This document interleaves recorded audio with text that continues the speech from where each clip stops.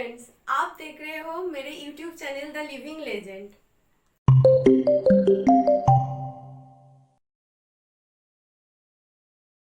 वहीं एक बार जब बिस्मिल अपने सहयोगियों के साथ दिल्ली और आगरा के बीच एक लूट को वारदात को अंजाम देने की प्लानिंग कर रहे थे, तभी ब्रिटिश पुलिस ने उनकी संगठन के गेंदा लाल को गिरफ्तार कर लिया। हालांकि वो बाद में पुलिस को चकमा देकर भाग गए थे, लेकिन ब्रिटिश पुलिस इस दौरान बिस्मिल को पकड़ने में नाकामयाब रही थी।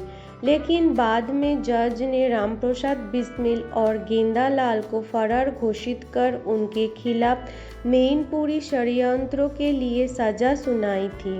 इस घटना के बाद बिस्मिल कुछ दिनों तक अंडरग्राउंड रहे थे और इस दौरान उन्होंने कई किताबें भी लिखी थी।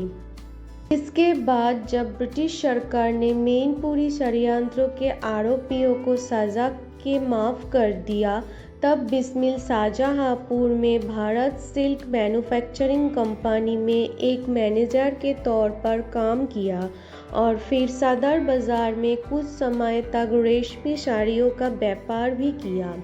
हालांकि वो इन सब से संतुष्ट नहीं हुए और क्योंकि उनके मन में अंग्रेज़ों को भारत से निकलने की ज्वाला अभी भी भड़क रही थी, जिसके चलते उन्होंने गांधी जी के असहयोग आंदोलन में हिस्सा लिया। देश के महान क्रांतिकारी रामप्रसाद बिस्मिल पर गांधी जी द्वारा अंग्रेजों के खिलाफ चलाए गए असहयोग आंदोलन का काफ़ी प्रभाव पड़ा था। इससे प्रेरित होकर वो साल 1921 में अहमदाबाद के कांग्रेस अधिवेशन में गए और वहां उन्होंने कांग्रेस के सदस्यों मौलाना हजरत मोहना के पूर्ण स्वराज के प्रस्ताव का समर्थन किया। इस अधिवेशन से लौटने के बाद उन्होंने भारतीय युवाओं को अपने जोशीली भाषणों, कविताओं और लेखों के माध्यम से असहयोग आंदोलन में हिस्सा लेने के लिए प्रेरित किया। इस दौरान ब्रिटिश अधिकारियों ने इनके द्वारा लिखित कुछ लेखों की प्रकाशित करने पर प्रतिबंध भी लगा दिया था। साल 1922 में जब चौरी चौरा कांड के बाद महात्मा गांधी ने असहयोग आंदोलन वापस ले लिया, तब उन्होंने गांधी जी का विरोध किया था। वहीं इसके बाद कांग्रेस दो गुटों में बांट गई थी। रामप्रसाद बिस्मिल में संयुक्त प्रांतों के युवाओं को इकट्ठा कर क्रांतिकारी दल का निर्माण किया था।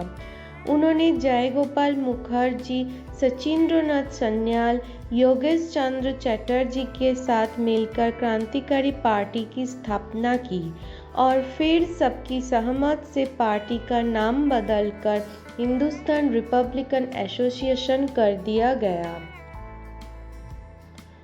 हिंदुस्तान रिपब्लिकन पार्टी के लिए फंड इकट्ठा करने के लिए रामप्रसाद बिस्मिल ने ब्रिटिश सरकार का खजाना लूटने की योजना बनाई। उनके नेतृत्व में चंद्रशेखर आज़ाद, राजेंद्र लाहिड़ी, मुरारी शर्मा, मुकुंदरी लाल, सचिंद्रनाथ बख्शी, अशफाक उल्लाह खान, बनवारी लाल, मनमथनाथ गुप्ता, केशव चक्रवर्ती ने मिलकर 9 अगस्त 1925 को लखनऊ के पास काकोरी स्टेशन के पास ट्रेन रोककर सरकारी खजाना लूट लिया। वहीं काकोरी कांड के बाद बिस्मिल को उनके साथियों समेत करीब 40 और लोगों को गिरफ्तार कर लिया गया।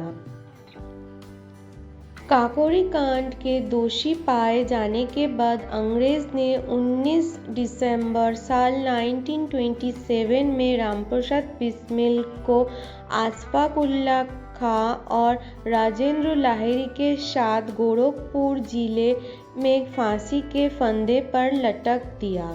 फांसी पर झूलने से पहले महान क्रांतिकारी बिस्मिल ने सरफरोशी की तमन्ना अब हमारे दिल में है कविता गाई थी और हंसते हुए देश के लिए शहीद हो गए थे।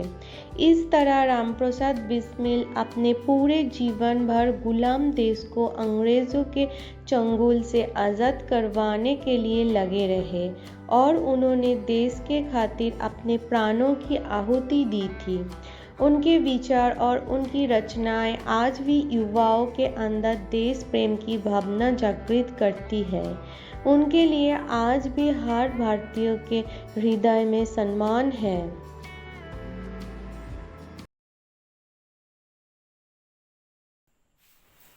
तो आज के लिए इतना ही। मैं फिर से आऊंगी आपके पास एक सुंदर कहानी के साथ। Thank you. प्लीज फ्रेंड्स, मेरे वीडियो को देखिए, लाइक कीजिए और सब्सक्राइब कीजिए और कमेंट पे बताइए आप कौन सी लेजेंड के बारे में सुनना चाहते हैं।